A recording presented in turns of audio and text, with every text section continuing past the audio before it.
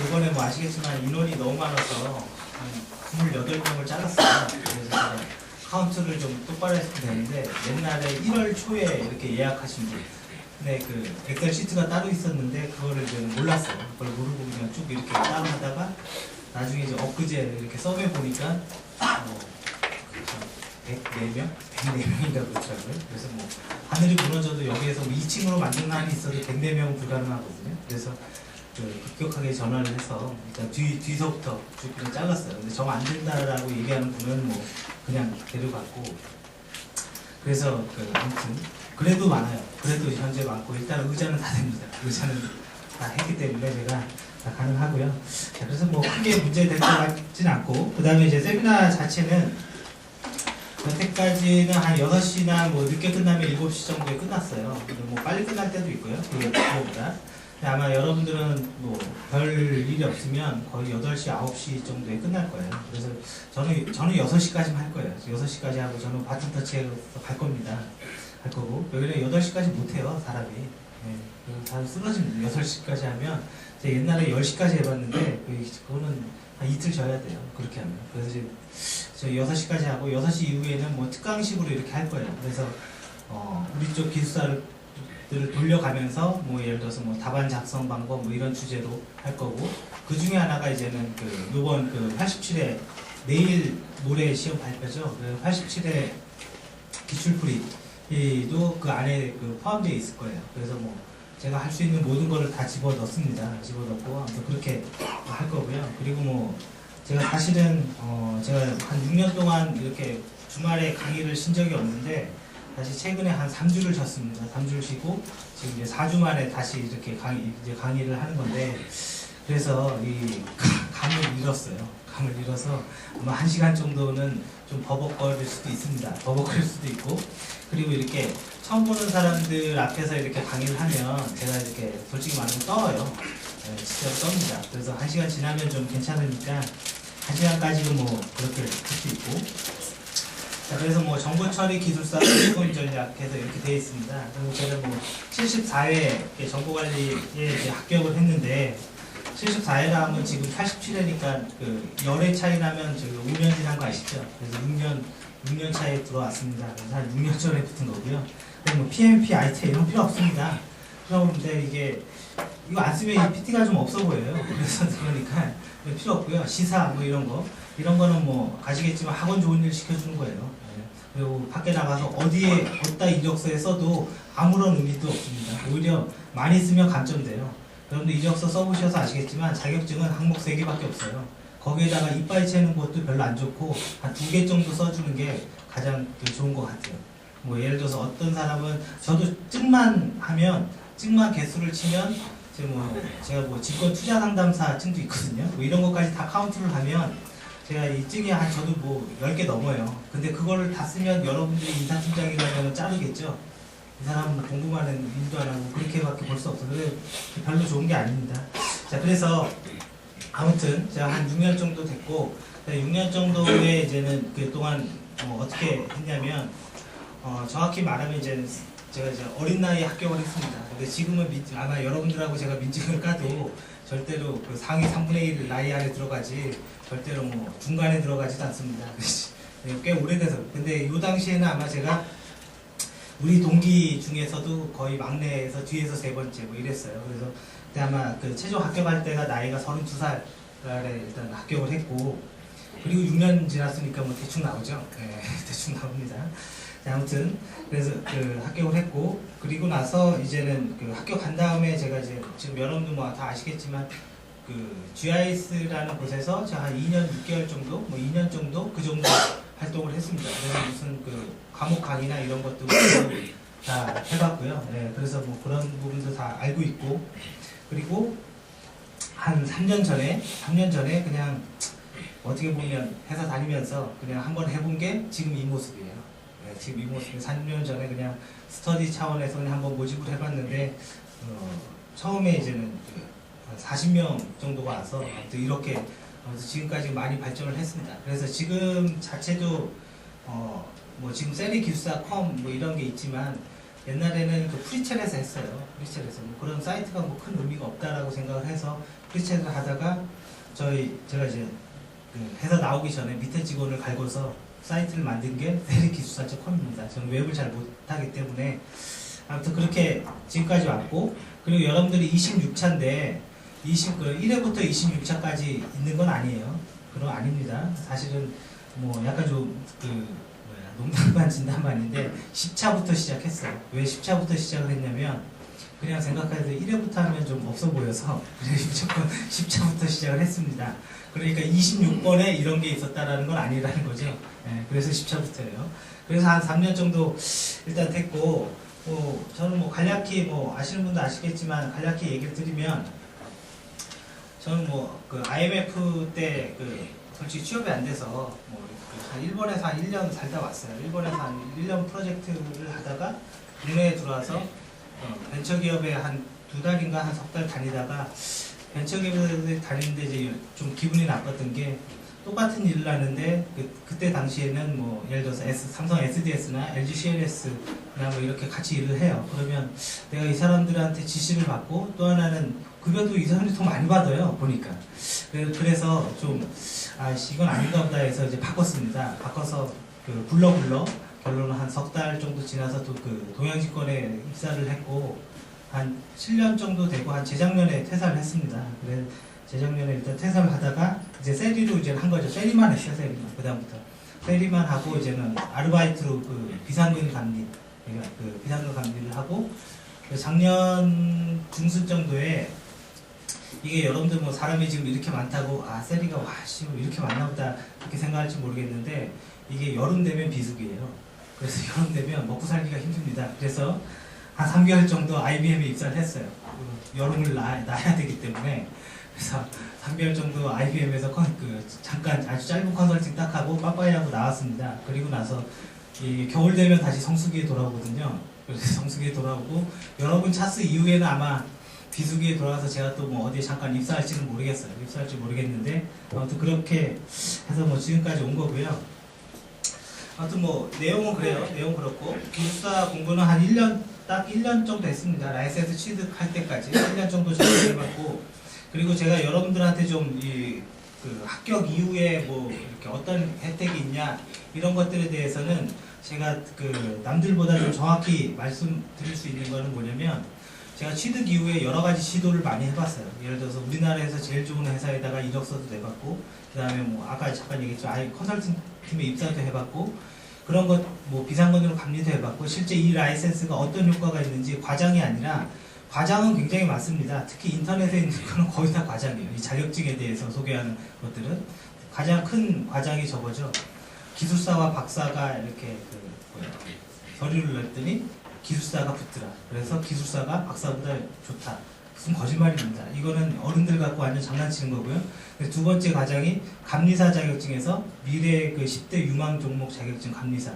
이거는 진짜로 다 거짓말입니다. 그래서 그런 부분을 좀 더 현실적으로 얘기 드릴 수 있고, 그리고 미래는 아무도 모릅니다. 여러분들이 뭐 이걸 따서 한 10년 후에 뭐 어떻게 할 수 있겠다 이렇게 생각을 하신다면, 제가 만약에 이거는 10년 후에도 아주 유용하게 써먹을 수 있는 자격증입니다, 이렇게 얘기하면 거짓말이에요. 그래서 10년 후는 가봐야지 하는 거고, 그래서 미래는 얘기를 못 하는데 뭐 2, 3년 후는 얘기를 할 수 있겠죠.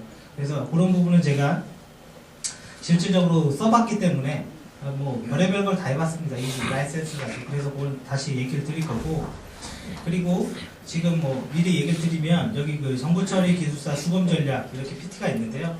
이 PT는 제가 연도는 잘 기억이 안 나요. 오래돼서 연도는 잘 모르겠는데, 32살에 이제 자격증을 따고 기술사 취득 이후에 처음 만든 PT가 이 PT예요. 그리고 단 한 번도 뭐 바꾼 게 없습니다. 고치지 않았어요. 그래서 세리에 보면 뭐 자료가 뭐 이렇게 올라가도 여러분들이 수검 전략을 절대로 안 고칩니다. 그 이유 중에 하나는 뭐 간단해요. 어떻게 보면 지금 한 6년 전 자료에 PT를 가지고 지금 공부 방법을 하니까 좀 이상한 거잖아요, 사실은. 그죠? 근데 수검 전략은 안 바뀝니다. 공부 자체는 안 바뀌어요. 근데 우리가 그거를 자꾸 바꿔가고 있기 때문에 문제고, 시험도 전혀 바뀌지 않습니다. 그래서 이제 그런 제가 주관이 명확하기 때문에 수검 전략에 대해서만큼은 자료를 업데이트하거나 이렇게 하지 않습니다. 단 토픽은 바뀔 수 있죠. 주제, 그러니까 문제, 어떤 주제들이 새롭게 등장을 했습니다. 물론 이런 거는 영향이 있을 수는 있어도 공부 방법 자체는 전혀 바뀌지 않으니까 여러분들이 절대로 주의를 드리면 수검 전략은 오늘로 종을 쳐야 됩니다. 오늘 종을 치고 나중에 공부를 하다가 그러니까 한마디로 뭘 알아야지 전략도 찾고 공부 방법도 찾는 거지, 공부를 안 한 가운데 전략을 완벽히 해두고 이렇게 하는 거는 그거는 약간 모순이 있습니다. 그래서 전략을 완벽히 하지 말고 전략을 요 정도에서 종을 치고요. 그 다음에 학습이 들어가면서 방법을 찾아가는 식으로 가시는 게 가장 좋을 것 같고, 또 하나는 주위의 말을 안 듣는 게 좋습니다. 처음 할 때는. 예를 들어서 이런 거죠. 제가 만약에 오늘 이 자리가 다른 사람이 강의를 했고 제가 지나가다가 여러분들한테 이제 저는 기술사 자격증이 있으니까 한마디로 이렇게 공부하시면 안 됩니다, 이런 한 소리 툭툭 던지고 가면 여러분들은 공부 방법 자체가 굉장히 흔들립니다. 그래서 지금부터 하는 동안에는 여러분들이, 그러니까 세미나가 끝나는 동안에는 절대로 주관을 가지고 하셔야 돼요. 누가 뭐라고 그러건, 옆에 기술사가 뭐라고 그러건, 박사가 뭐라고 그러건, 내가 이렇게 공부하기로 마음먹었다면 그냥 그대로 밀고 가셔야 됩니다. 그걸 좀 주의하시고, 두 번째는 이게 하다 보면 이게 몸으로 하는 공부가 맞기 때문에 하다 보면 전략을 바꾸고 싶어요. 왜 그러냐면 힘들어서 그래요. 그럴 때는 잘 생각해 보세요. 첫 번째, 내가 이게 공부 방법이 맞는 거야? 이런 생각이 들 때 스스로 한번 생각을 해보세요. 과연 내가 일로 가는 길이 힘들어서 자꾸 이런 생각이 드는 건지, 진짜로 전략에 문제가 있다라고 판단이 돼서 그렇게 드는 건지는 잘 생각해 보셔야 돼요. 그래서 대부분이 아니라 100%입니다. 100%는 다 그거예요. 힘드니까 돌아가고 싶은 거예요. 힘드니까. 하지만 돌아가면 여러분들이 항상 처음과 똑같아요. 그거를 좀 주의하셔서 좀 한 2달 혹은 석 달 동안은 좀 주관을 가지고 누가 뭐라고 해도 그냥 쭉 밀고 가세요. 누가 뭐라고 해도. 그래야지만 여러분들이 만약에 이런 거 있을 수 있잖아요. 누가 뭐라고 해도 밀고 가지 않고 여러분들이 누구 말에 흔들리고 이런 걸 자꾸 바꾼 다음에 세미나가 끝났어요. 끝났더니 내 실력이 만약에 형편이 없어졌다라고 가정을 한다면, 그리고 나서 예를 들어서 셀이 엉망이야, 이건 아니죠. 그러니까 여러분들이 일단은 이 기간 동안에 맞건 틀리건 무조건 가셔야 돼요. 끝까지 제가 얘기한 대로 가고, 그 다음에 뭔가 예를 들어서 여러분들의 생각했던 거와 다르다면 그때는 이제 그런 얘기를 해도 좋습니다. 그때는 그런 얘기를 해도 좋은데, 아무튼 이 기간 동안은 아무튼 믿고 오셨건 옆에 사람이 가라고 해서 왔건, 아니면 모집 안 되니까 그냥 연초에 뭔가 해볼까 하고 아무 생각 없이 했건, 결론적으로 온 거니까 그렇게 그러니까 기간 동안에는 그렇게 하셔야 됩니다. 그리고 나서 일단은 평가를 받겠죠. 제가 제대로 했는지. 그냥 여태까지 평가는 그렇게 나쁘지 않습니다. 자, 이제 간단히 제가 얘기를 드린 거고, 여러분들 정보 처리 기술사 수검 전략이라고 그랬는데, 이거는 너무 어렵게 생각하면 안 돼요. 그리고 공부하는 방법에 대해서 책이 나와 있는 거는 정보 처리 기술사밖에 없다라는 거를 유념하셔야 돼요. 그 말은 무슨 얘기냐면 필요 없다는 뜻이에요. 그런 책들이. 그러니까 수검 전략의 책을 여러분들이 영어 공부하는데 생각을 해보세요. 영어 공부 방법의 책을 먼저 보고 영어 공부를 하는 건 아니죠. 그냥 바로 하는 겁니다. 그래서 사실은 세리에도 이런 책을 시중에 출간한 게 있습니다. 근데 솔직히 말하면 시중에 출간한 그 책은 제가 유일하게 하는 마케팅일 뿐이지, 그거를 사서 여러분들한테 완벽한 수검 전략을 가르쳐 주려고 한 게 뿐이 아니에요. 그런 건 아닙니다. 그래서 그런 책들은 여기를 오기 전까지는 참고적으로 볼 수는 있지만, 절대로 여러분들이 수검 전략을 공부하는 누를 범하지 말길 바래요. 그리고 이 수검 전략이라고 얘기하는 거는 간단히 말하면 영어 공부 방법이랑 똑같습니다. 완전히 똑같아요. 그래서 첫 번째로 한번 지금 버벅거리죠? 네, 떨어서 그래요. 네, 오랜만에 해서 아무튼 영어 공부랑 완전히 똑같아요. 무슨 말이냐면, 우리는 여기 있는 많은 사람들이 다 보면 영어 공부를 했어요. 학교에서 하고 학원에서 하고 영어 공부를 했지만 실질적으로 영어를 할 수 있는 사람은 거의 없죠. 있나요? 모르겠어요. 처음 못해요. 네, 처음 못해요. 거의 없습니다. 없다고 봅니다, 저는. 자, 무슨 말이냐? 한번 우리가 생각을 해보세요. 첫 번째 영어 공부를 할 때 영어 공부의 끝은 어디인가? 끝이 명확하지 않죠. 그건 모국어가 아니기 때문에 끝이 명확하지 않습니다. 그죠? 모국어는 우리가 계속 생활을 하면서 쓰는 언어이기 때문에 그게 처음과 끝을 생각하지는 않아요. 그죠? 근데 영어는 우리가 쓰는 언어가 아니기 때문에 자, 도대체 이 공부를 내가 오늘 시작을 할 건데 도대체 어디서부터 시작하고 어디서부터 끝나는지가 명확하지가 않습니다. 그리고 그걸 해결하기 위해서 시중에서 뭐 책을 산다거나 누구한테 조언을 듣는다거나 이런 행동을 하려고 그러겠죠. 그러면 여러분들이 만약에 영어책을 하나 샀다고 쳐보세요. 그래서 뭐 영문법 책을 하나 샀습니다. 사서 이렇게 책을 딱 열어보는 순간 자, 여러분들이 정말로 영어 단어를 하나도 모른다면 그 책의 한 페이지도 볼 수가 없죠. 그죠? 한 페이지도 볼 수가 없습니다.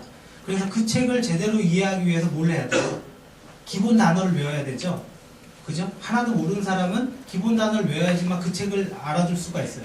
하지만 여기에 두 가지 측면이 있습니다.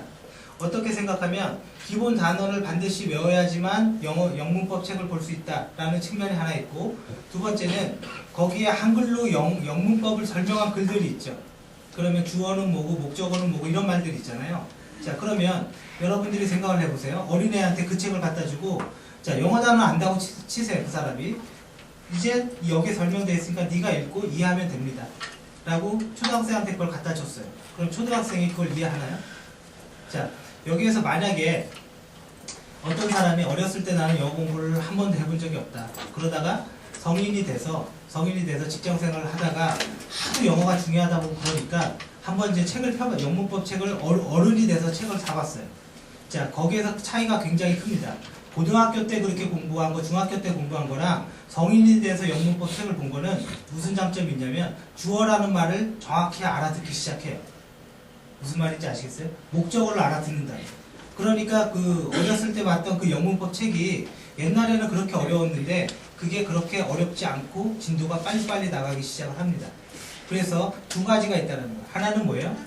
영어 단어를 알아야지 뭐 보든지 말든지 하는 측면. 두 번째는 우리말로 써 있는데 우리말의 의미를 명확히 하는 게 굉장히 중요합니다. 그걸 알아야지만 예를 들어서 어떻게 되겠어요? 이해가 되는 거죠. 그죠? 주어라는 말 뜻을 모르고 영문법 책을 보면 어떻게 사람이 이해할 수가 있어요. 그죠? 자, 똑같은 예로 이거는 뭐 예를 들어서 대부분 학부모님들이니까 제가 잠깐 얘기를 드리면 일주일 전에 그 TV 프로에서 뭐 그것이 알고 싶다가 뭐 거기에서 어떤 꼬마애가 나왔어요. 이 꼬마애는 책을 읽으면 다 외운대요. 그래서 책을 읽는 걸 굉장히 좋아해요. 그래서 부모님한테 인터뷰를 했습니다. 도대체 어떻게 이 애가 이렇게 암기도 잘하고 이렇게 똑똑해질 수 있었습니까? 인터뷰를 했어요. 그 결과는 뭐냐면 그 답은 딱 하나입니다. 독서를 시켰습니다. 그거밖에 없어요. 자, 여기에서 우리의 공부 방법의 모든 답이 다 똑같이 있습니다. 그 말은 한번 생각을 해보세요. 어린애가 있는데 책을 하나 그 수준에 맞는 책을 딱 하나 던져주고 읽어보세요. 한글은 압니다. 그러면 엄마가 읽으려니까 읽었어요. 읽었는데 거기에는 우리가 모르는 예를 들어서 그 가정을 하면 성과라는 말이 나왔다고 생각을 해보세요. 그럼 초등학생이 성과라는 말을 이해할 수 있겠어요? 모르죠. 모릅니다. 그 말뜻을 모르기 때문에 소리내서 읽으라니까 읽긴 했는데 그 말의 의미를 모르니까 그걸 이해할 수도 없고 당연히 그걸 재미있다고 생각을 느낄 수도 없습니다. 근데 한국어에 대한 그런 단어력이 많은 사람은 일례로 책을 딱 읽으면 어느 단어가 어디에서 나왔지 라는 게 기억이 납니다. 왜? 만약에 이거죠. 성과라는 말은 우리가 흔히 쓰는 말이죠. 어른들은. 그죠? 어른들은 흔히 쓰는 말입니다. 그래서 책을 딱 보니까 어디에서 성과관리라는 단어가 나왔구나. 이걸 쉽게 기억할 수가 있어요. 결론은 그 말은 뭐예요? 단어력이 없으면 결과적으로 외울 수도 없고 이해할 수도 없습니다. 전혀 모르는 단어를 우리가 뭐 머릿속에 스캐너도 아니고 답안지를 어떻게 딱 그대로 딱 그림을 그려서 그대로 찍을 수가 없죠. 그죠? 그래서 가장 기본은 단어에 대한 의미를 명확히 하는 게 가장 중요합니다. 자, 그러면 그 어린애가 만약에 책을 많이 읽어서 우리가 그 어린애가 단어력이 좋다면 만약에 신문을 봤어요. 예를 들어서 초등학생한테 신문을 보면 재미도 없고 무슨 말인지 모르죠. 근데 어른이 신문을 봐보세요. 신문을 보면 이런 내용이 있구나. 이거 알아듣죠. 거기에 단어력이 차이가 있는 거예요. 즉 우리가 공부해야 될 건 뭐예요? IT 쪽의 단어력의 뷰를 굉장히 많이 넓혀놔야 돼요. 그것만 있다면 자료를 한번 딱 읽고 한 번에 외울 수가 있습니다. 읽기만 하면 가능해요. 자, 일례로 제가 하나 예를 들게요.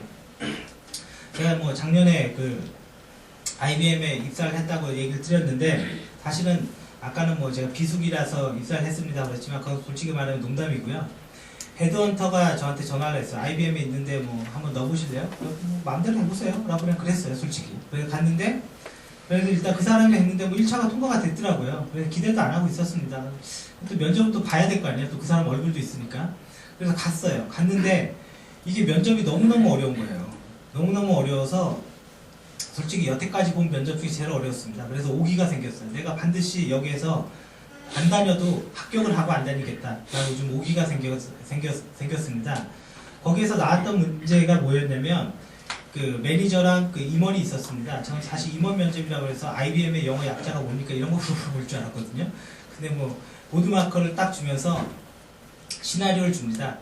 당신이 한마디로 이거 당신이 DW 컨설팅을 하는데 현재 제약 조건은 이런 게 있습니다. 이런 게 있는 걸 갖다가 어떠한 방법론으로 어떠한 단계와 기법과 IBM의 솔루션을 써서 해결할 수 있습니까? 딱 물어봤어요.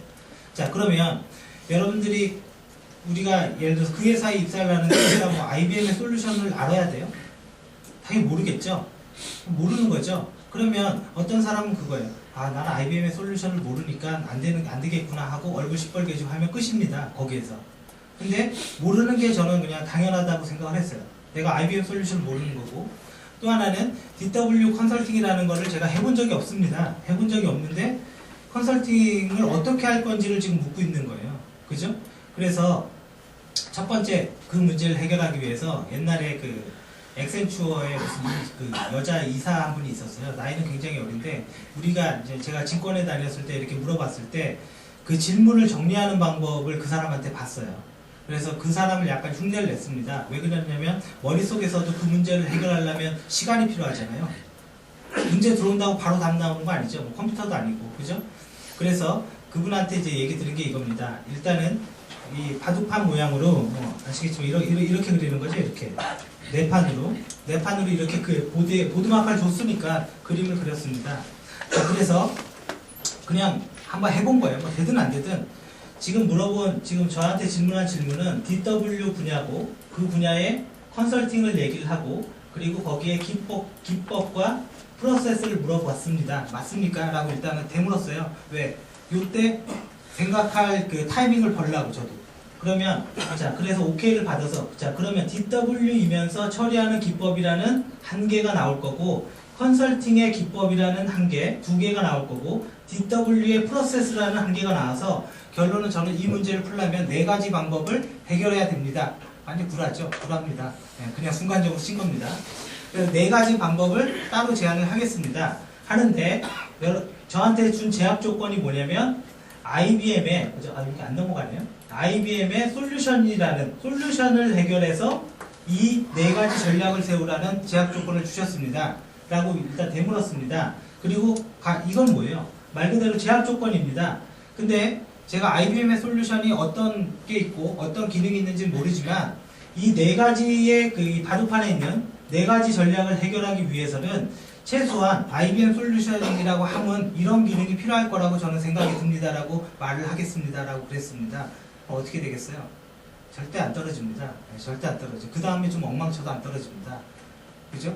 여러분들이면 떨어뜨리겠어요? 절대로 안 떨어집니다.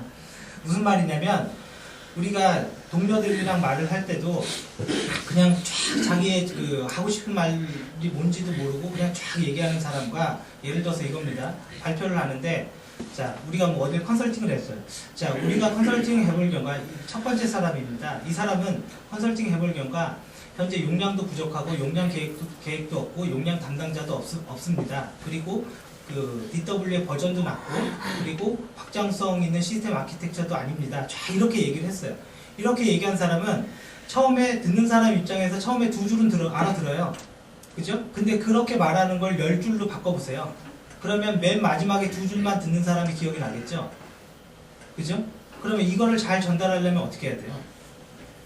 자, 그러니까 똑같은 말인데 똑같은 말을 갖다가 우리가 컨설팅한 결과는 크게 외부에서 바라본 DW와 내부에서 바라본 DW를 봤고 두 번째는 IT 관점과 사용자 활용도 측면에서 봤습니다. 똑같은 말이죠. 똑같은 말을 어떻게 정리를 한 거죠. 자, 이 능력이 필요합니다. 이 능력이 필요해야지만 있어야지만 여러분들이 일할 때도 이 자격증이 당연히 도움이 되는 거고, 아니면 여러분들이 답안을 쓸 때도 당연히 도움이 됩니다. 예를 들어서 프로젝트 관리를 10년을 했다고 해서, 그러니까 PM만 10년 했습니다. 그분한테 자, 프로젝트 할 때 가장 어려운 점이 뭡니까? 근데 그분의 대답이 뭐 예를 들어서 범위 관리가 진짜 어렵습니다. 범위 관리는 맨날 그러니까 고객의 요구사항도 바뀌고 막 이렇게 해서 뭐 문제입니다. 그래서 그쪽 한쪽에 그 아주 좋은 노하우를 쫙 이렇게 말을 했습니다. 자, 그걸 반대로 얘기하면 뭐예요? 프로젝트 관리는 범위 관리가 전부가 아니라는 거죠. 그죠? 결론은 빠진다 이거예요. 그거예요. 그래서 어떻게 돼요? 넓게 치고 깊게 들어가는 게 키워드입니다. 우리가 해야 될 게. 일단 첫 번째는 뭐예요? 빠지지 않게 하고, 그리고 세부 내용을 뎁스 있게 정리할 수 있는 능력이 필요하다는 뜻이에요. 자, 하지만 그런 것들을 하려면 뭐가 필요해요? 두 가지 얘기했잖아요. 영어 단어를 알아야 되고요. 그걸 또 그대로 알아듣진 않죠. 영어 단어를 외우려고 그러진 않겠죠. 영어 단어를 알아야 되고, 두 번째는 뭐죠? 한글의 의미를 명확히 알아야 돼요. 자, 그러면 지금은 저는 이제 그걸 해왔으니까 결론적으로 쭉 얘기를 하는 건데, 여러분들이 집에 가면 많은 시간은 결론을 다 혼자 공부하게 되는데, 그럴 때 혼자 공부할 때 전체 그림이 안 보이니까 솔직히 답답할 수밖에 없어요. 근데 그거는 당연한 겁니다. 왜? 지금 단어를 외우고 한글의 의미를 외우는데 어떻게 전체적인 그림을 바라볼 수가 있겠어요? 여러분들이 만약에 그거를 거꾸로 돌려서 공부를 하기 시작하면 어떻게 되겠어요? 만약에 이렇게 생각을 해보세요. 범위를 좀 줄여서 나는 객체지향 하나만 할 겁니다. 객체지향. 오늘의 숙제는 객체지향입니다. 자, 그래서 뭐 답안지를 주건 혹은 뭐 PT를 보건 쭉 봤어요. 봤는데 객체지향을 이해하려면 어떤 문제가 발생을 하냐면, 자, 그냥 간단히 뭐 안 적어도 됩니다, 이런 건. 자, 객체지향입니다. 이거 하나를 하기 위해서 물론 아는 사람도 있겠죠. 근데 여러분들 기숙사 공부하면 거의 다 모르는 겁니다. 자, 이거를 갖고 여러분들의 인풋 자료가 첫 번째가 뭐냐면 뭐 기술사가 쓴 답안지래요. 그래서 뭐 아주 뭐 최고의 답안지래요. 뭐 가정을 하죠. 자, 그 다음에 두 번째는 뭐 인터넷을 뒤지건 어디에서 찾건 뭐 A4지를 한 20장 되는 거 있죠? 그죠? A4지 20장 되는 거를 딱 봤어요. 자, 그러면 자, 결론은 이 두 개의 자료는 답안지는 결론은 쓰는 방법을 말하는 거고, A4지 20장에 글로 되어 있는 거는 뭐예요? 나를 이해시키기 위해서 만들어진 자료죠? 그죠? 자, 그러면 첫 번째 둘 중에 뭐부터 보겠어요? 혼자 하면 답안지부터 봐야 돼요. 사실은 답은 답안지입니다. 솔직히 말하면. 근데 어떻게 하냐? A4지부터 봅니다. 왜? 읽는 건 쉽거든요. 읽는 건 의미를 느끼면서 그냥 편하게 읽으면 되거든요. 이거는. 그리고 기본적으로 생각이 드는 게 이해를 해야지 답안지도 외우든가 말든가 할 거 아니에요. 그죠? 물론 그 말은 맞습니다. 그 말은 맞는데 현실성이 없어요. 무슨 말이냐면, 자, 이거를 가지고 여러분들이 20장을 읽는데 회사에서 퇴근하고 지하철에서 이렇게 쭉 가면서 20장을 읽을 수 있겠죠. 그죠? 지하철 1시간 탄다고 생각을 해보세요. 20장 읽을 수 있죠? 그죠? 딴짓 안 하면 읽을 수 있습니다. 자, 그러면 어차피 이거 뭐 퇴근 시간에만 읽으면 하나는 끝나는 거잖아요. 그죠? 자, 문제는 뭐냐면, 그 개인의 능력을 절대로 과대평가하면 안 됩니다. 무슨 말이냐면, 읽어도 여러분들은 이해할 수가 없어요. 이 구조가 이해할 수 없는 구조의 자료를 보고 있기 때문에 그런 거예요. 자, 무슨 말이냐? 객체지향을 알려면 중간에 단어가 나옵니다. RUP라는 말이 나오고, 객체지향을 보려면 XP라는 말이 나오고, 객체지향을 정확히 이해하기 위해서 구조적과 정보공학 방법론이라는 듣도 보도 못한 단어가 나오기 시작하는 거예요. 그리고 여기에서는 뭐 UML이 나오고, 여기에서는 뭐 MDA라고 모델 드리븐 아키텍처가 나오고, 여기에서는 소프트웨어 아키텍처가 나옵니다. 자, 이거 하나하나가 다 책 한 권씩이에요.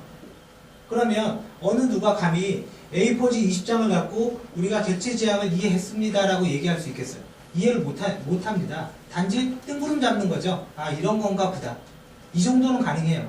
그러면 물론 저는 A4지 20장 정도를 읽는 거는 권고를 해요. 권고를 하는데 하지 말아야 될 행동이 이거예요.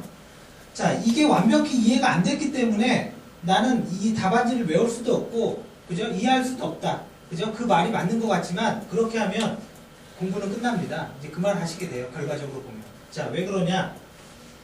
자, 두 명의 사람이 있었어요. 두 명의 사람이 있는데 둘 다 똑같이 집에 가면 딱 4시간씩 공부를 했어요. 시간은 똑같습니다.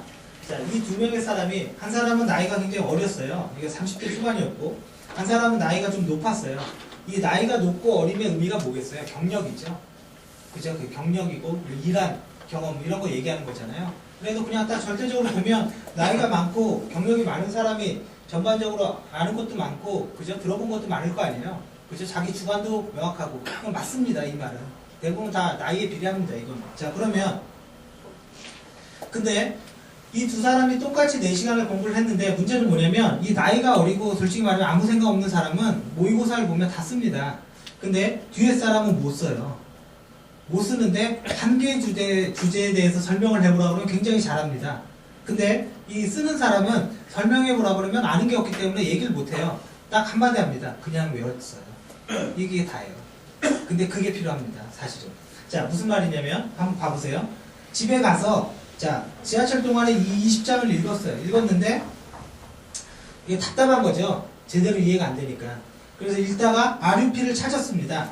그러면 여기에 20장을 또 읽었어요. 이따가 SA를 찾아서 20장을 또 읽었습니다. 자, 그러면 이렇게 계속 간다 이거죠, 지금. 그러면 이건 뭐 하겠어요, 집에서? 읽기만 하는 거죠. 잊지 말아야 될 거는 20장, 20장 이렇게 돌아가면 여러분들이 머리가 천재가 아닌 이상 100장, 200장짜리 A4지를 완벽히 이해해서 머릿속에 들어오지 않습니다. 절대로. 단지 그냥 추상화돼서 대충 이렇게 윤곽만 다 잡히는 거예요. 근데 뭐 지금 원하는 건 뭐예요? 머릿속에 들어가는 거죠. 자, 이렇게 하고 그 다음에 이걸 갖고 뭐 정리하라고 해서 내가 예를 들어서 정리를 했습니다. 그죠? 뭐 아주 잘했다고 쳐요. 그리고 이걸 외우라고 해서 암기를 했습니다. 자, 그러면 여기서부터 여기까지 가는 절대적인 시간을 한번 생각을 해보세요. 한 개 주제하는데 일주일 걸립니다. 그죠? 이것 때문에 안 되는 거예요. 이것 때문에.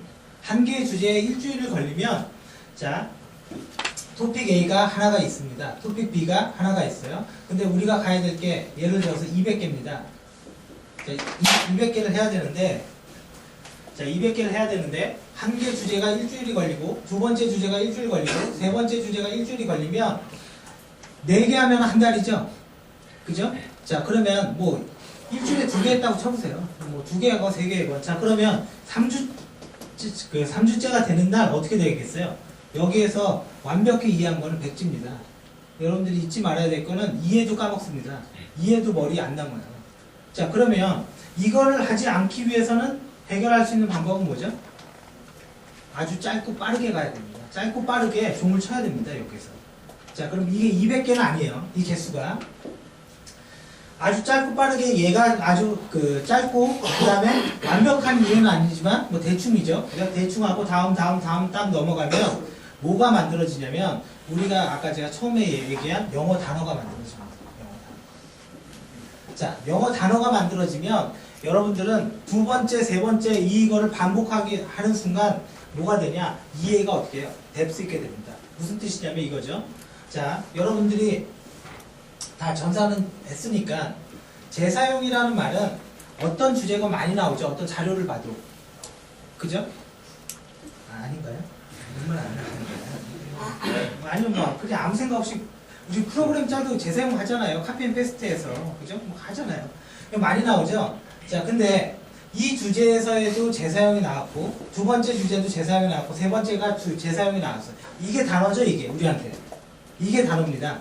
자, 똑같은 건데 상호운영성이라는 말이 나왔고 상호운영성 이렇게 나오겠죠.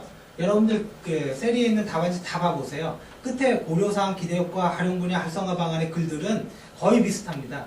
근데 그건 비슷한 게 당연한 거예요. 그게 다르면 절대로 못 외웁니다. 어느 누구도. 자, 근데 주의할 게 있습니다. 자, 예를 들어서 상속의 재사용과 SOA의 재사용은 재사용이라는 단어와 의미는 다르지만 방법은 다르죠?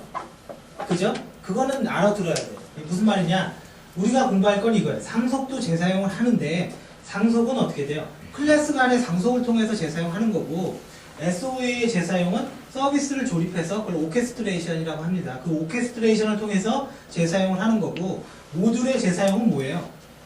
라이브러리를 통해서 재사용을 하는 거죠. CDD의 재사용은 컴포넌트를 조립해서 재사용하는 거죠. 그죠? 그럼 재사용이라는 단어는 똑같지 그걸 하는 방법은 다 다른 거죠. 그 방법이 다 다르다면 방법별로 뭐가 있어요? 장단점이 있는 거죠. 그거를 공부하는 거예요. 그거를. 그죠? 그러면 재사용을 해서 이루어지는 장점이라는 말은 거의 똑같이 나옵니다.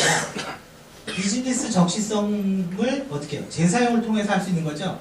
그럼 비즈니스 적시성이라는 것도 단어입니다. 이 단어에 다 들어갈 수 있는 거죠. 그죠? 근데 그 적시성을 어떻게 해요? 상속은 재사용을 통해서 하는데 상속의 재사용은 클래스 간의 상속을 통해서 재사용을 하니까 프로그래밍을 하거나 모델링을 할 때 재사용 방법이 결정이 되는 문제가 가지고 있다. 이렇게 글이 나오는 거죠. 그죠? 컴포넌트의 재사용은 어떻게 돼요? 자, 비즈니스 적시성을 지원을 하는데 재사용을 통해서 하는데 컴포넌트의 재사용은 어떻게 돼요? 실행 중에 컴포넌트 간의 고출을 통해서 재사용을 하기 때문에 서로 언제든지 다이나믹하게 결합할 수도 있고 분리될 수도 있다. 그런 걸 가지고 있는 거죠.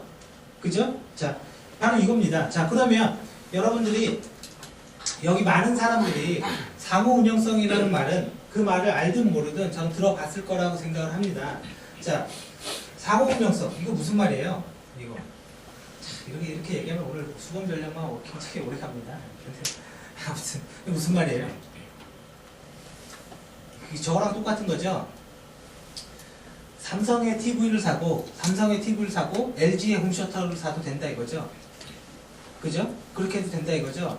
여러분들 봐보세요. 노트북 충전기 구멍은 다 다르죠? 그죠? 아무거나 다 전원 꽂는다고 이게 안 들어가는 게 있잖아요. 전 똑같은 줄 알았어요, 그게. 처음에는. 근데 이게 삼성 거 중에서도 그 시리즈별로 다르고 다 다릅니다. 그러면 삼성의 노트북을 들고 다니다가 내가 회사에서 충전을 하고 싶은데 옆에 사람이 LG 거예요. 그럼 안 되죠? 그죠? 이게 뭐예요? 상호 운영성이 없는 거죠? 왔다 갔다 해도 된다 이거죠? 그죠? 자, 그 말을 알고 있음에도 불구하고 그게 그런 의미라는 거를 대부분 지금 처음 듣게 되네요. 상호 운영성이라는 말이 그런 뜻이라는 게. 자, 그러면 자, 우리가 상호 운영성이라는 말이 ESB나 뭐 EAI 뭐 이런 말들이 나옵니다. 자, 그러면 우리가 EAI나 ESB에 대해서 지금 알아야 되냐? 그걸 말하고 싶은 건 아니에요. 자, 얘가 상호 운영성을 제공하는 방법은 어떻게 해요? XML이라는 표준 메시지를 통해서 상호 운영성을 제공을 해요, 얘는. 근데 EAI라는 거는 벤더 종속된 상호 운영성, 즉 벤더 간의 I/O 있죠? 그죠? BA가 만든 EAI는 BA 제품끼리만 움직여요.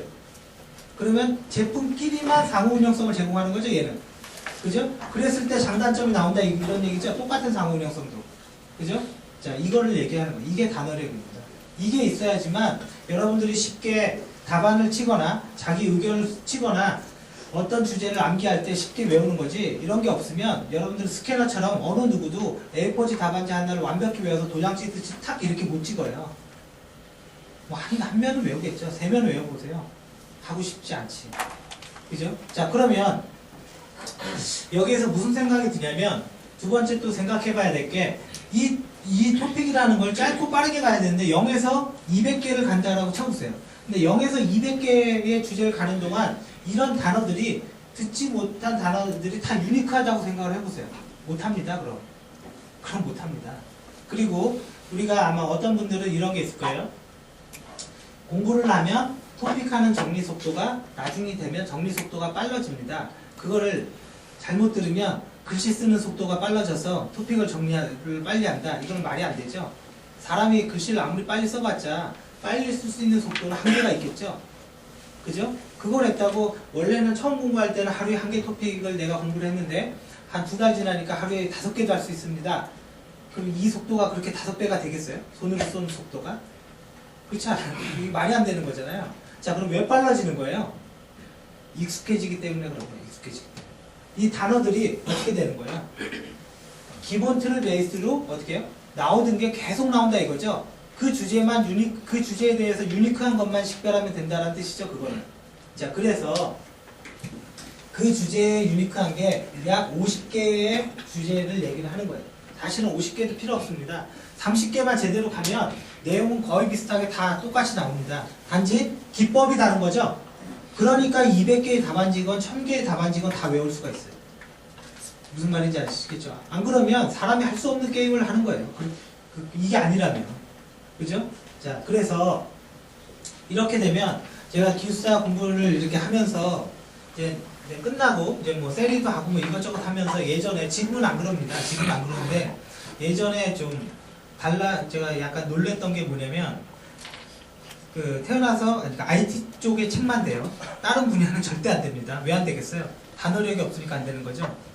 IT 쪽의 책을 딱 읽었는데 읽자마자 머릿속에서 정리를 한 번에 다 해서 한 번 읽는 동안 그 단어들이 다 기억나면서 그 책의 내용이 한 번에 다 말로 할 수 있었고 한 번에 다 그냥 글로 안 보고 다 쓸 수 있었습니다.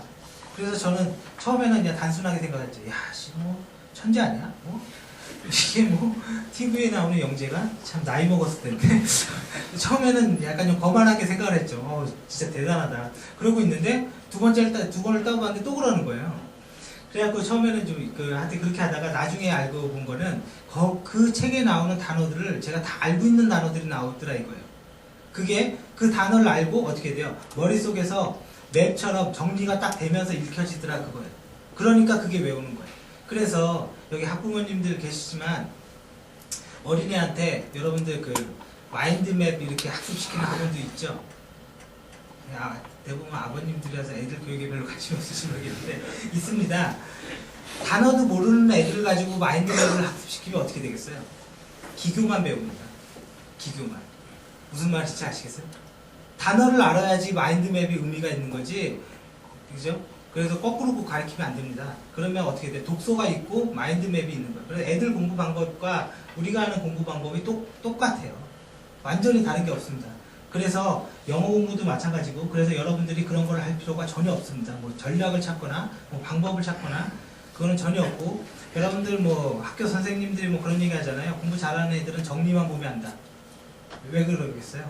내가 들은 거를 체계화시킬 수 있는 능력이 있다 이거죠? 그죠? 바로 그걸 원하는 거예요. 근데 여러분들은 한번 생각을 해보세요. 지금 내가 들은 거를 체계화시킬 수 있는 능력, 자 물어봅니다. 그러면 체계화가 뭐죠? 어떻게 하는 게 체계화예요? 들은 거를 연필로 쓰는 게 체계화가 아니잖아요. 그게 명확하지 않으면 다 지는 게임을 하는 겁니다. 그렇죠? 그게. 자, 여러분들이 조금이라도 기숙사 자료를 좀 봤다면 기숙사 자료에 그런 게 있죠. 뭐 소프트웨어 공학은 체계적으로 정리한 학문입니다. 그럼 체계가 뭐냐 이거죠. 체계가. 그죠? 그리고 회사에서 회의를 하는데 CIO가 우리 회사 아키텍처가 있냐 딱 물어봐요. 아키텍처? 있죠. 서버도 있고 다 있는데 그 말이 명확하지가 않죠. 명확하지 않으면 다 집니다. 다 이해할 수가 없어요. 그래서 여러분들은 첫 번째 명확한 거를 위주로 그렇게 학습을 해야 되고 당연히 전체 그림은 안 보입니다. 전체 그림은 안 보이는데 우리가 보면 50개의 답안지라는 그 50개의 답안지의 의미가 바로 그걸 얘기하고 있는 거예요. 그 단어력을 넣기 위해서 50개의 답안지가 있습니다. 자, 그래서 그게 어딨냐?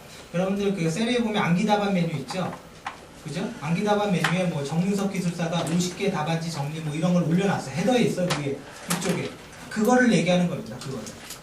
그거는 토픽이 예를 들어서 이건 너무 옛날 토픽이네. 이거는 뭐 지금 안 봐도 되는 거 아니야? 그게 아니라는 거죠, 지금. 그 안에 단어를 보는 거지 지금 그 주제를 공부하려고 하는 게 아니죠. 물론 중요한 주제예요. 중요한 주제이긴 한데 설사 여러분들 생각에 그런 게 있다고 그래도 그거는 지금 중요하지 않다고요. 그런 생각. 그래서 그 50개의 답안을 여러분들이 그 안에 단어의 의미를 알고 그거를 안 보고 쓸 수 있으면 세미나는 끝납니다. 원하는 건 그거를 원하는 거예요. 그래서 그거를 체크를 해주세요. 아까 암기 답안에 정문석 기술사가 올린 50개의 답안 그거를 안 보고 쓰고 이해하면 끝입니다. 자, 아무튼 뭐 그렇게 돼 있고요. 자, 그래서 뭐 오늘 스케줄이나 이런 거는 한두 시간 있다가 제가 따로 얘기를 드리겠습니다. 자, 여기 봐보세요. 정보관리와 조직운영의 주요 학습 토픽이라고 적혀있는데, 자, 정보관리와 조직운영의 학습 토픽이 제가 옛날에, 그러니까 6년 전이죠, 6년 전. 6년 전에 저희 사부가 기숙사에 이제 3년을 공부를 해서 합격을 했어요. 합격을 해서 1차 붙은 사람이에요. 1차 붙은 사람한테 이제는 얘기를 했습니다. 필기만 합격했지만 그냥 기숙사한테 그러고 뭐 그렇게 불러주면 좋아할 거 아니에요. 그죠? 그래서 기숙사님 어떻게 하면 그렇게 합격할 수 있습니까? 우리 좀 도와주세요. 저도 좀 한번 되고 싶은데 좀 도와주세요. 막 이렇게 얘기를 했어요. 이분이 합격한 기쁨이 너무 큰 나머지 본인이 3년 동안 정리한 마인드와 3년 동안 정리한 자료를 다음날 본인 사비로 복사를 다 해서 우리를 다 줬습니다. 우리만 주고 그 다음부터는 이제 약간 그러니까 정신을 차렸어요. 그 다음부터는 누가 달래도 안 줬습니다. 우리가 타이밍이 아주 적절할 타이밍에 제대로 걸렸어요. 그래서 그걸 딱 받았어요. 받으면 이제 토픽들이 쫙 있을 거 아니에요. 그죠? 그 3년, 그러니까 지금으로부터 6년 전, 그 사람은 정리한 게 그 사람 공부 기간으로 치면 7, 8년 전이죠? 그 정리한 자료가 어떻게 돼? 지금까지 계속 똑같이 나옵니다. 빠지지가 않아요. 빠지는 건 뭐냐? 뭐, 최근에 나온 뭐 웹2.0 뭐 이런 것들 있죠? 우리가 이런 거는 그냥 쉽게 생각할 수 있잖아요. 그 말은 무슨 얘기냐면, 기본은 항상 바뀌지 않습니다. 기본은 다 똑같아요. 똑같은데, 공부를 하다 보면, 예를 들어서, 여러분들한테, 뭐, 레스트라는 뭐, 그 기술이 있는데, 그게 최신 기술에서 반드시 봐야 됩니다. 그러면, 소프트웨어 공학과 DB와 이런 거는 범위가 명확하기 때문에, 그거는 대략적으로 압니다. 그거를 좀 등한시하고, 그 레스트라는 최신 기술 위주로 학습을 해요. 근데 여러분들의 기출문제를 가만히 보면, 맨날 나오는 것만 한 판, 두 판, 세 판 계속 찍어내고 있어요. 그러니까 최신 기술을 따라가는 학습은 결론적으로 보면 모의고사를 잘 쓸 수는 있어도 실제 시험에서는 망하는 학습이에요. 실제 시험은 과목별 그냥 이론 베이스 있죠? 이론 베이스가 최고입니다. 그래서 소공의 정말 이론, DB의 정말 이론, 변화하지 않는 거. 이제 그냥 학부 책이죠, 그거는. 그냥 책이잖아요. 그냥 대학교 때 공부한 책이잖아요. 그게 가장 중요한 베이스입니다. 그래서 공부하는 동안에 뭐 웹 2.0, 뭐 웹 3.0 이런 얘기가 나와도 그게 메인이 아닙니다. 그걸 못 써도는 붙을 수가 있는데 메인을 안 쓰면 붙을 수가 없죠. 그걸 몰라도 붙을 수는 있어요.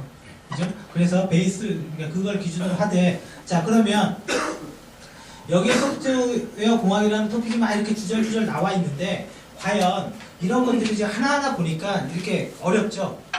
그죠? 이게 와닿지 않지 않아요? 이게 와닿는 사람은 아는 사람이에요, 이미. 그죠? 자, 그래서 소프트웨어 공학에서는 기본적으로 나오는 거는 이미 고정되어 있습니다. 첫 번째는 뭐냐?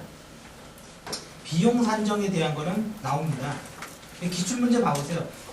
소프트웨어 규모, 비용 산정이라는 관점으로 소프트웨어 공학의 기출문제가 얼마나 많이 나왔고, 그런지 한번 딱 봐보세요. 거의 매 시험에 계속 나옵니다. 자, 두 번째, 소프트웨어 품질이라는 거에서도 나온다 이거죠. 이거 뭐 안 나올 때도 있지만 소프트웨어 품질도 같이 나옵니다. 그 다음 세 번째가 객체 지향 방법론 있죠. 근데 문제는 객체 지향 방법론에 걸리는 것들이 굉장히 많습니다. 이 안에. 그래 아까 제가 뭐 객체 지향하고 RUP, 뭐 SA, XP 뭐 이런 얘기 했잖아요. 결론은 이제 방법론에 관련된 것들이 나오고, 네 번째는 프로젝트 관리 있죠.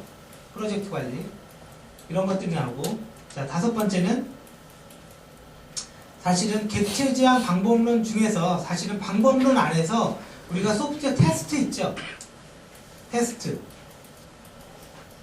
이것만 보면 돼요. 이것만 보면 소프트웨어 공학은 끝납니다.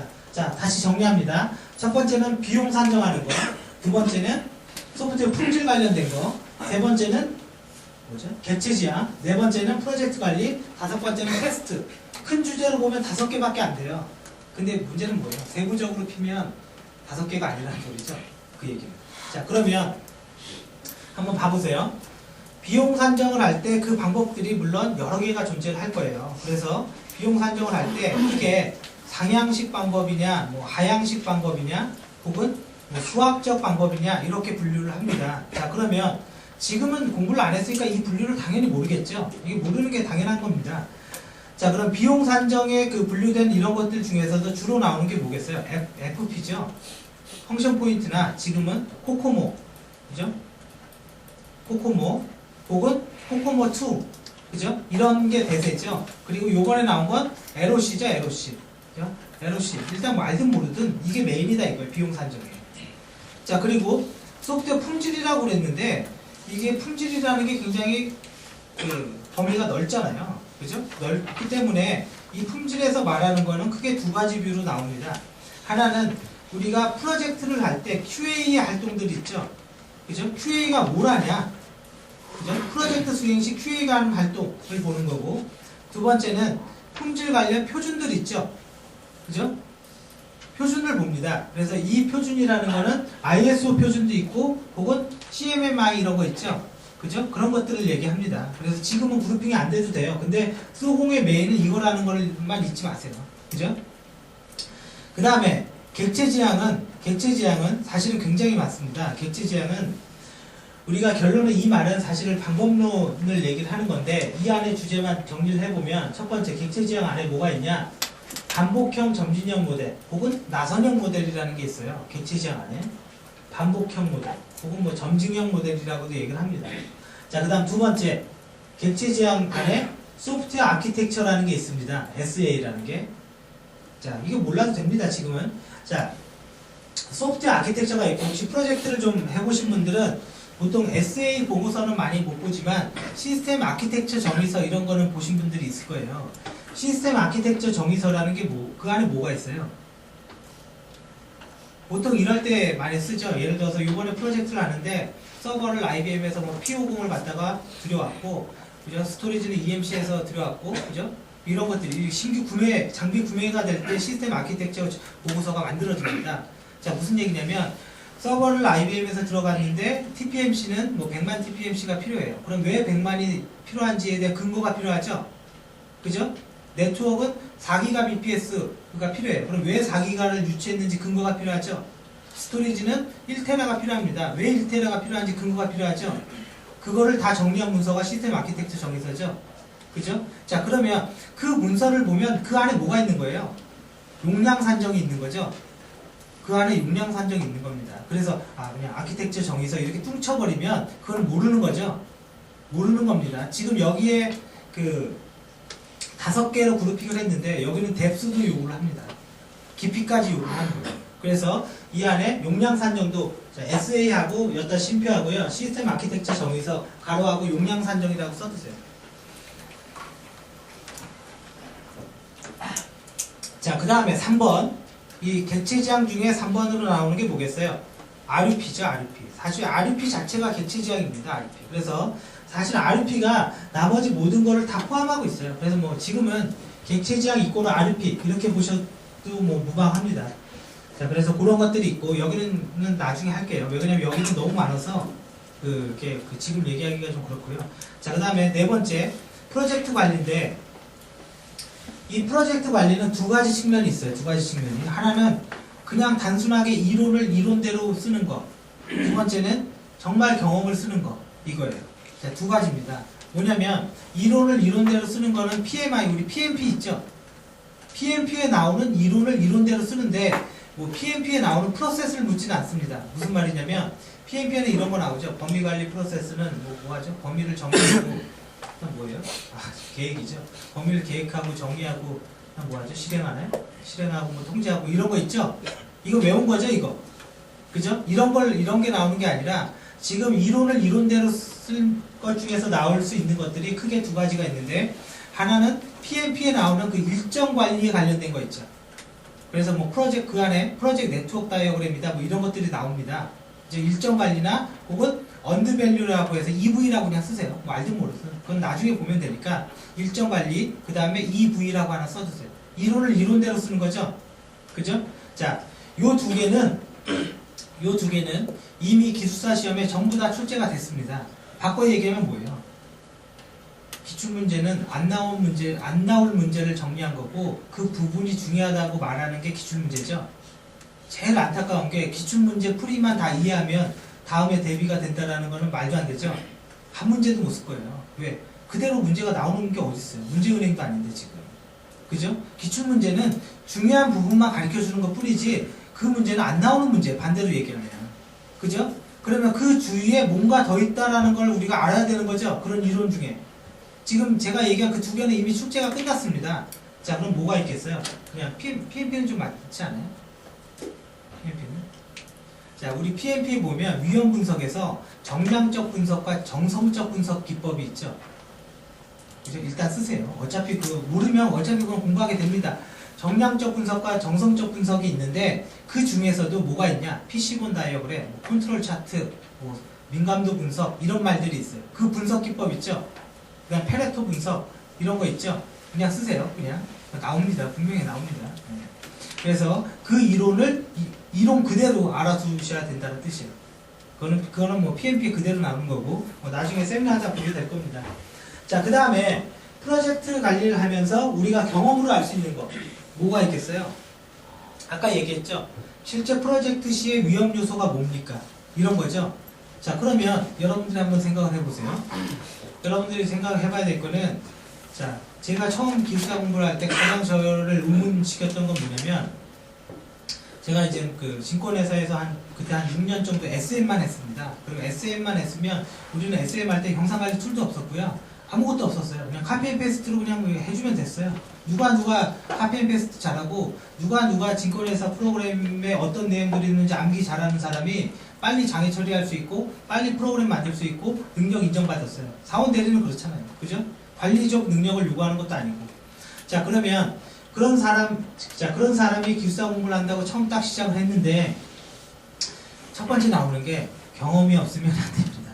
그냥 뭐 하지 말란 얘기죠, 지금. 이제 경험이 없으면 안 된다고 그러니까. 그리고 스터디 팀이라고 이렇게 동료들 만났는데 첫 번째 사람은 누구였냐면 LG CNS 다니시는 분이었고, 두 번째 사람은 KT 쪽에 SI 부분 다니시는 분이고, 한 분은 뭐 대교 CNS라고 해서 그분도 SI입니다. 그 다음에 한 분은 지금은 이름이 바뀌었죠. KT 무슨 SI 자회사가 하나 있었어요. 지금 뭐라고 바뀌었는데 그분도 SI예요. 그러면 그리고 나이도 저보다 많고 경력도 저보다 다 좋습니다. 프로젝트도 많이 해봤고. 근데 나는 프로젝트 해본 적도 없고 카피 앤 페이스트로 프로그램만 짜서 제가 금융권에 다닌다라는 걸 언제 알았냐? 스터디하고 6개월 지나서 알았어요. 내가 금융권이구나. 그런 걸. 증권회사가 금융권이라는 생각도 없었어요. 왜? 프로그램만 이거 하면 되는데 내가 금융권이다 뭐 이런 걸 인식하겠어요? 생각하면서 그냥 하면 월급 받고 그냥 다녔으니까. 자, 그래서 저는 이제 그런 분들을 보면서 이제 첫 번째 그 공부를 할 때 두려웠던 게, 이 사람들 다 붙고 나만 또 나이도 많아 나만 두고 다 가버리면 나는 누구랑 그때 스터디를 하나. 포기할 생각은 안 했습니다. 그래서 그게 제일 두려웠어요. 그래서 일단은 그렇게 했죠. 그러면 우리 그 민증을 까고요. 제가 형이라고 부를게요. 그러면 좀 끝까지 좀 봐줄 거 아니에요. 붙어도. 그래서 그렇게 했죠. 그리고 나서 모의고사나 이런 테스트를 했어요. 테스트를 봤는데 제가 점수가 높더라고요. 그래서 다시 민증을 집어넣고 우리 서로 존댓말 쓰기로 합시다. 반갑습니다. 네. 무슨 말이냐면 경험이 없는 거를 예를 들어서 이런 거예요. 어떤 분은 아까 잠깐 얘기를 했죠. PM 경험이 많다고 해서 범위 관리가 정말로 중요하고 정말로 그게 맞다고 해도 그쪽 분야를 쫙 쓰는 것보다는 다양하게 펴주는 게 좋다고 그랬죠. 다양하게 펴주는 거는 사실은 단어력만 있으면 그게 가능합니다. 경험이 없어도 유추해서 할 수가 있어요. 아마 이런 문제가 있을 겁니다라고 얘기를 할 수가 있어요. 그게 아까 제가 잠깐 얘기했지만 아까 IBM 면접 볼 때 제가 제시했던 그런 능력 있죠. 그것만 있으면 안 해봐도 그냥 갑니다. 그게 더 좋은 답을 만들어낼 수가 있고 그게 훨씬 좋습니다. 사실은 그게 훨씬 좋고. 자, 그래서 이 프로젝트 관리의 어떤 경험적인 문제는 여러분들이 뷰를 다양하게 갖고 단어력만 충분하다면 여러분들은 분명히 유리하게 문제를 풀 수가 있어요. 그래서 그런 것들을 얘기를 합니다. 자, 이 말은 정확히 얘기하면 정답이 없다 이거죠. 지금 여기 문제는 예를 들어서 뭐 문제로 얘기를 하나 드리면, 현재 금융권 차세대 프로젝트의 PM으로서 현재 프로젝트는 다양한 인식적인 소프트웨어와 다양한 조직 간의 이해관계가 있는데 이러한 프로젝트의 위험 요소는 뭐고 PM으로서 대응 방안은 뭐냐, 이런 거예요. 이건 답이 없죠. 이게 어려워 보이죠. 이게 어렵지 않아요. 차라리 이게 더 낫지 않아요? 범위관리 프로세스 5개 쓰세요. 이게 낫지 않아요? 차라리 그게 속은 편합니다. 근데 그거는 시험장에서 편할 뿐이지 합격이 편하지 않습니다. 절대로. 그냥 시험장에서 쓸 때 편해요. 왜? 못 외우면 내가 안 외워서 떨어지는구나 이렇게 인정하죠. 그죠? 그럼 다음에 외우면 되겠네 이렇게 되는 거잖아요. 근데 그거 다 썼다고 안 붙어요. 그건 기본이고요. 뭔가 더 하나를 요구를 합니다. 그런 문제는. 자, 그리고 아까 두 번째 문제는 정답이 없죠. 쓰긴 쓰는데 공부를 했건 안 했건 쓰긴 쓰는데 내가 잘 쓰는지 못 쓰는지도 모르고 그냥 쓰는 거죠. 그러다가 거기에 점수가 안 나오면 어떻게 되겠어요? 좌절합니다. 해결 방법을 모르는 거예요. 어떻게 하면 저런 걸 잘 쓸 수 있냐 모르는 거죠. 자, 결론은 딱 하나입니다. 단어력 많고 뷰 많으면 그런 문제는 진짜 감사합니다라고 다 잡아먹습니다. 그런 문제는.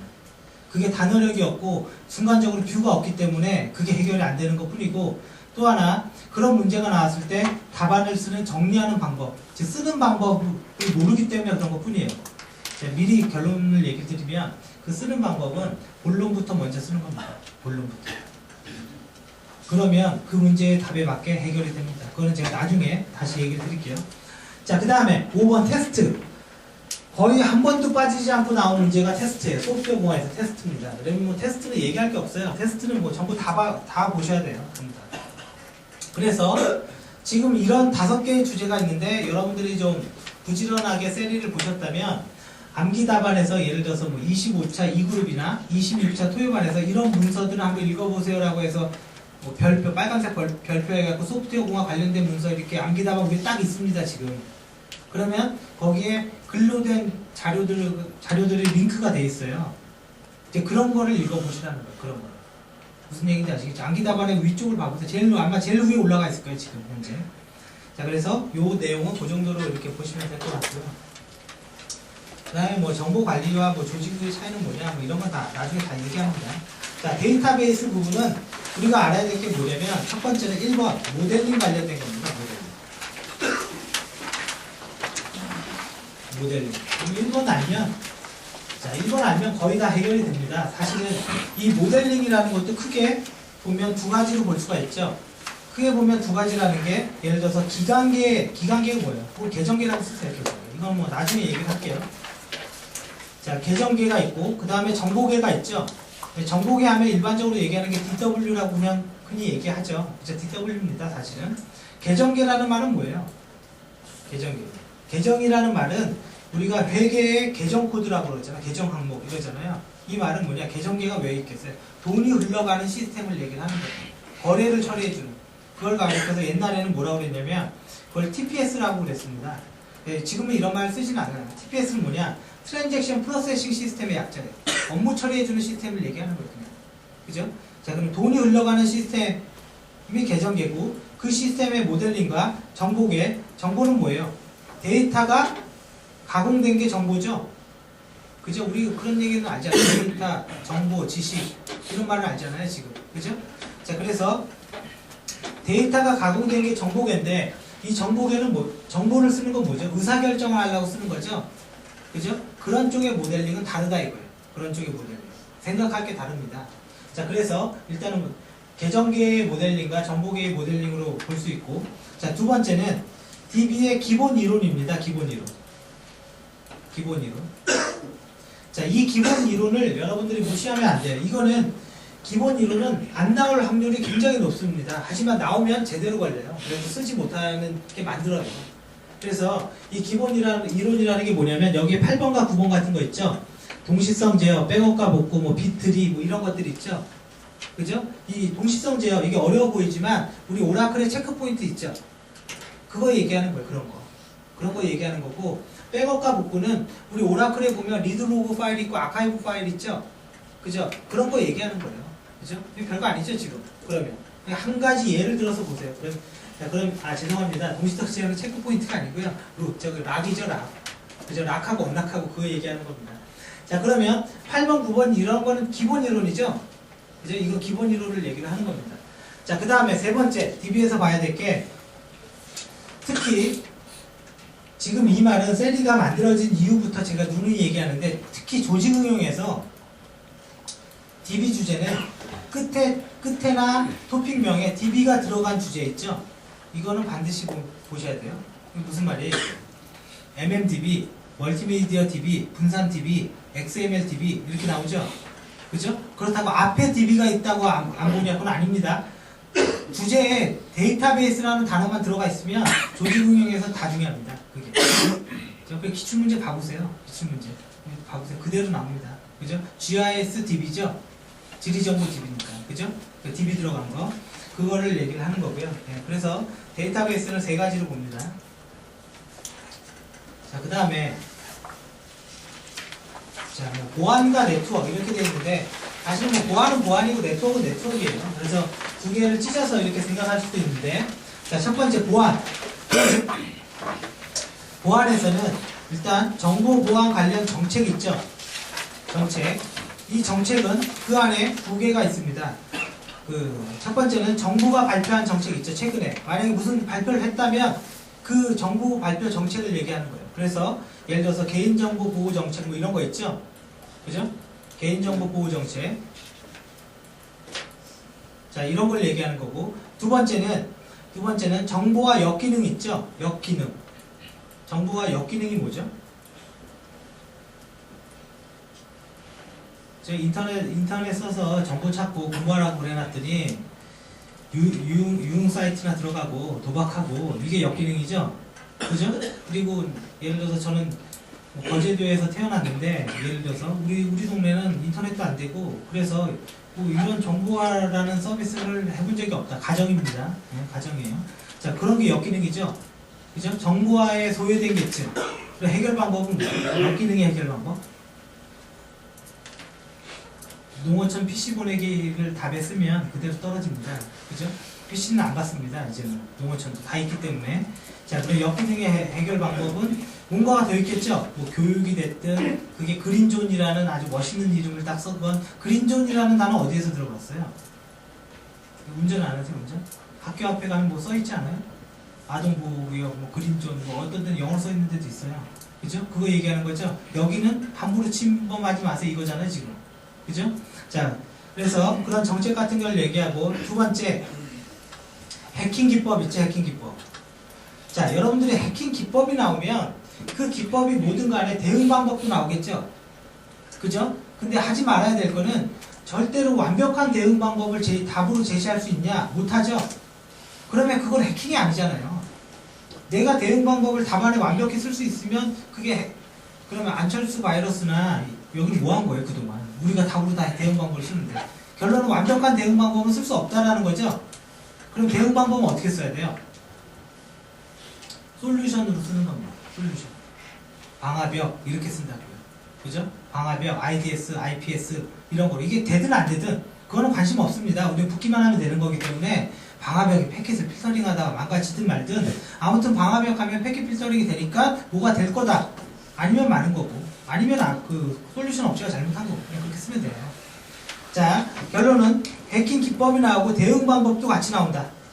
대응 방법. 이 대응 방법은 실질적으로 솔루션으로 다 나온다. 솔루션으로. 그죠? 솔루션으로 대부분 대응 방법이 나옵니다. 자, 그래서 이런 것들이 가장 중요하고 그 다음에 네 번째가 사실은 이제 부가적으로 암호화입니다. 암호화. 그러면 암호화라고 그래서 우리가 뭐 암호화 방법의 알고리즘을 원하겠어요?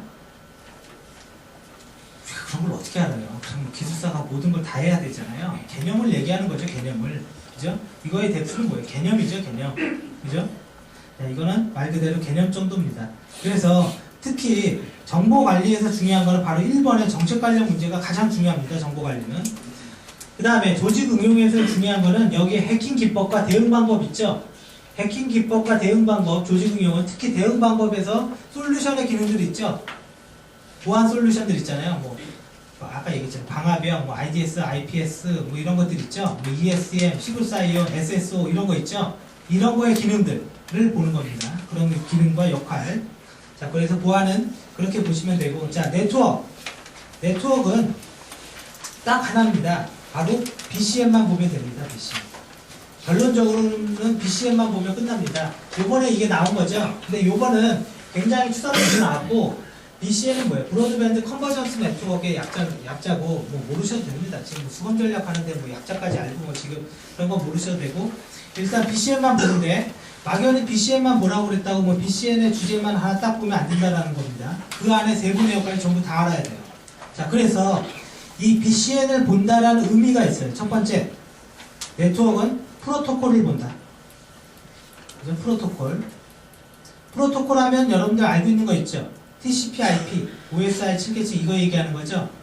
그죠? 네트워크는 첫 번째 프로토콜 보고, 두 번째, 네트워크는 말 그대로 영어 그대로 네트워크, 망을 봅니다. 망.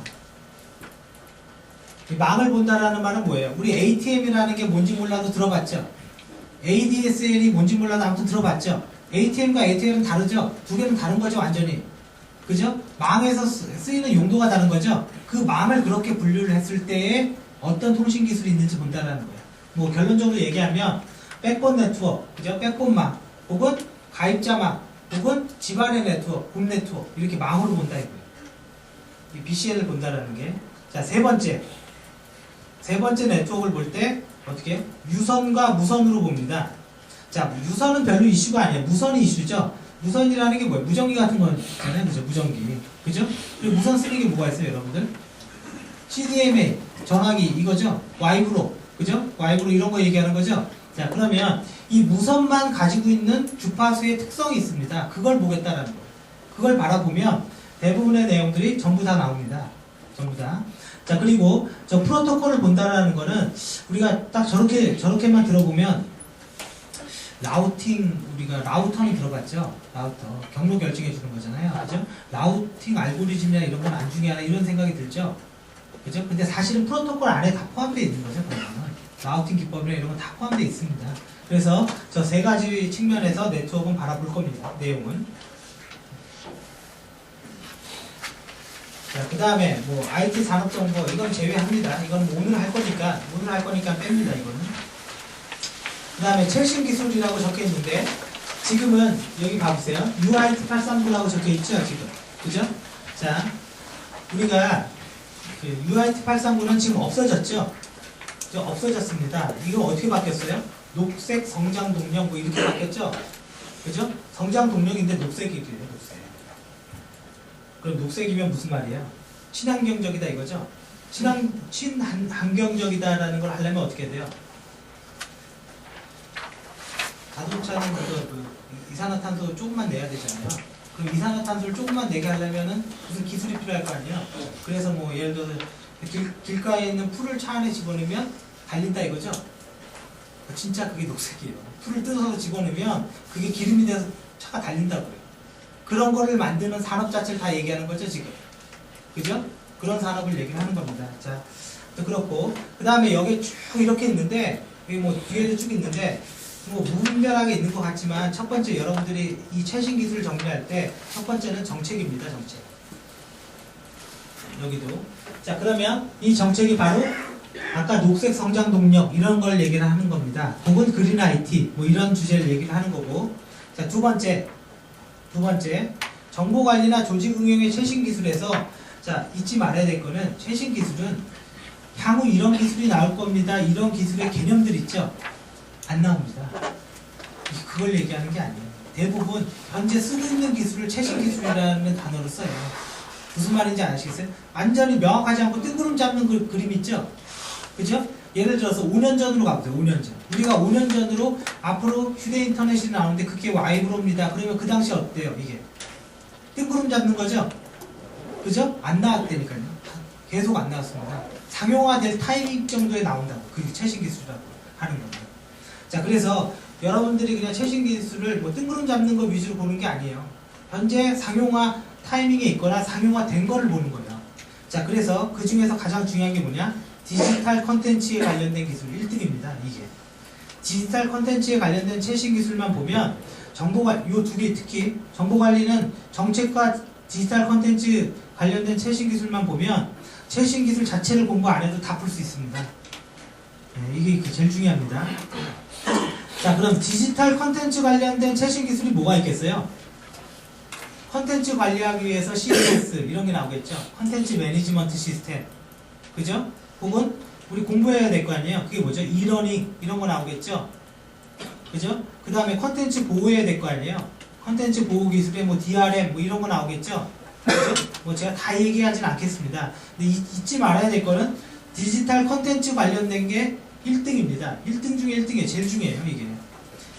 자, 그 다음에 세 번째지만 이게 2등이에요. 이게 제일 중요해요. 이것도 중요합니다. 세 번째는 웹에 관련된 최신 기술이에요. 웹. 일례로 웹에 관련된 최신 기술은 쉬워요. 간단히 한번 생각을 해보세요. 제가 처음에 아까 첫 시간에 셀리도 처음에 프리첼을 만들었다고 했죠? 그죠? 프리첼을 처음으로 딱 이렇게 커뮤니티를 만들어 봤어요. 만들어서 이렇게 했는데 처음에는 제 이슈가 뭐겠어요? 자료가 없으니까 어떻게든지 많은 자료를 갖다 붓는 거죠. 그죠? 그래야지 사람들이 올 거 아니에요. 그죠?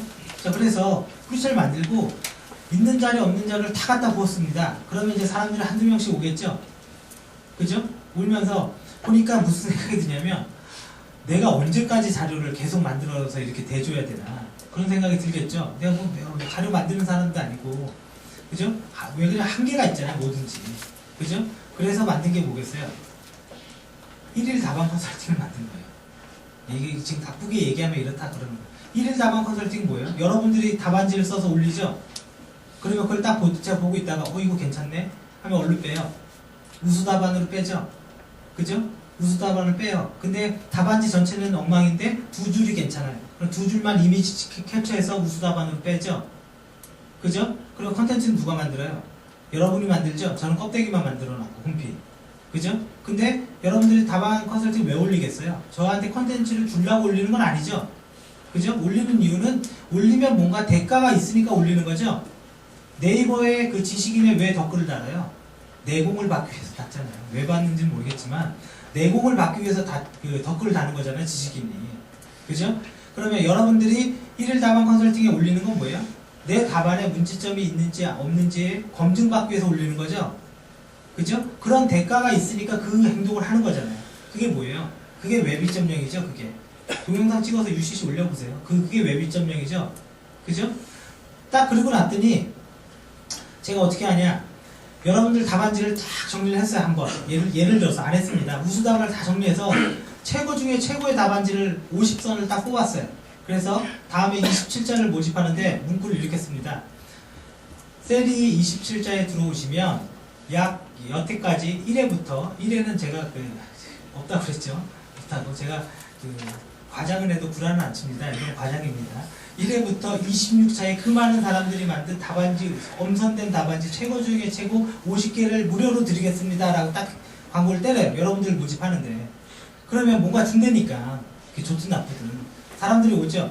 그럼 사람들이 오면 돈은 누가 벌어요? 제가 벌죠? 여러분들이 만든 콘텐츠. 그죠? 그게 바로 웹 2.0이에요. 그러면 어떤 사람이 내가 만든 답안지로 이 사람 정리해드려 아주 돈 벌고 있네. 그러면 본인이 만든 사람은 되게 기분이 나쁠 거 아니에요. 그죠? 기분 나빠서 내가 답안지를 딱 올리면서 밑에다 덧글 하나 달아요. 내 답안지는 절대로 셀리에 다른 용도로 절대로 활용하지 마세요라고 딱 덧글 달아요. 그게 뭐예요? 저작권을 명확히 해둔 거죠? 그죠? 그럼 저도 그걸 못 건들죠? 못 건듭니다. 그러면 그죠? 아니 그러는 순간 덧글은 훌륭합니다. 이게 끝나는 거예요.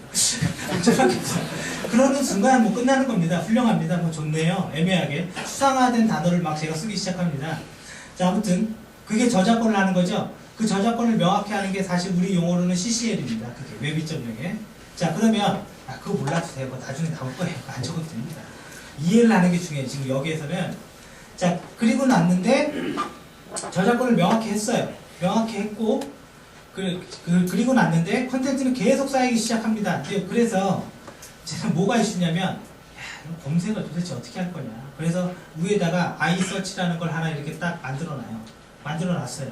그래서 딱 해서 뭐 예를 들어서 뭐 RUP 하고 엔터를 딱 치니까 RUP 답안이 쫙 조회가 돼요. 훌륭하네. 좋았어. 이렇게 만들었거든요. 근데 답안지가 계속 늘면 RUP하고 엔터를 치는데 1000개가 나와요. 그거 어떻게 해야 돼, 이거? 문제가 되는 거죠? 결론은 웹 2.0 자체는 컨텐츠를 확보해서 비즈니스로 활용하는 게 목적이라면 이제 넘어가는 웹 3.0은 뭐예요? 검색이 문제죠? 자, 그러면 제 입장에서 어떻게 하겠어요? 첫 번째 시도를 했죠? 첫 번째 시도가 iSearch에다가 검색해서 엔터를 딱 치기 전에 그 게시판 검색되는 걸 설정할 수 있게 고쳐놨죠? 그죠? 그러면 우수답안하고 암기답안만 검색할 수 있게 해주세요. 그럼 엔터를 치면 양이 확 줄겠죠? 검색하는 결과가. 근데 그것도 많이 쌓여서 계속 나오면 어떻게 해야 되겠어요? 자, 그것도 나오면 예를 들어서 여러분들의 우수답안을 딱 그쪽으로 올릴 때 예를 들어서 이거는 뭐 26차 아무개님이 올린 겁니다. 이렇게 올렸던 거를 본문의 텍스트에다가 뭘 써두냐면 이거의 장점은 이 답안의 장점을 아주 잘 썼습니다. 이렇게 한 줄을 써줘요. 그러면 그 문구의 그 텍스트를 찾아서 RUP의 장점을 잘 쓴 답안 이렇게 찾아낼 수 있죠. 그 장점의 문구 하나가 뭐예요? 어려운 말로 하면 메타데이터죠. 어려운 말로 하면 메타데이터예요. 그게. 그죠? 자 결론은 웹 3.0이라는 검색인데 지능화된 검색을 하고 싶은 거예요. 그래서 뭐가 나오겠어요? 시멘틱 웹이 나오죠. 그죠? 자 그러면 가정을 합니다. 이제 검색도 완벽해요. 그 다음에 이슈는 뭐겠어요? 그 다음에 이슈는 언제 어디에서나죠. 마지막은 저거예요. 언제 어디에서나 나는 공부를 할 수 있게 해주세요. 이거죠. 그게 PDP를 들고 다니건 핸드폰을 들고 다니건 이동 중이건 책상 위에 앉아있건 이거죠 지금. 그죠? 그게 유비쿼터스라는 단어를 쓰고 4.0이라는 말을 쓰는 거죠. 웹 4.0이라는. 그죠? 그 시리즈에 있는 게 다 중요하다고요. 그 시리즈에 있는 게. 그리고 메인은 뭐겠어요? 2.0과 특히 3.0에 걸려있는 놈들. 검색에 관련된 놈들이 웹에서는 가장 중요하다고요. 웹에서. 그죠? 그걸 얘기를 하는 겁니다. 네. 자, 그래서 일단 토픽은 뭐 이렇게 쭉 했는데요. 지금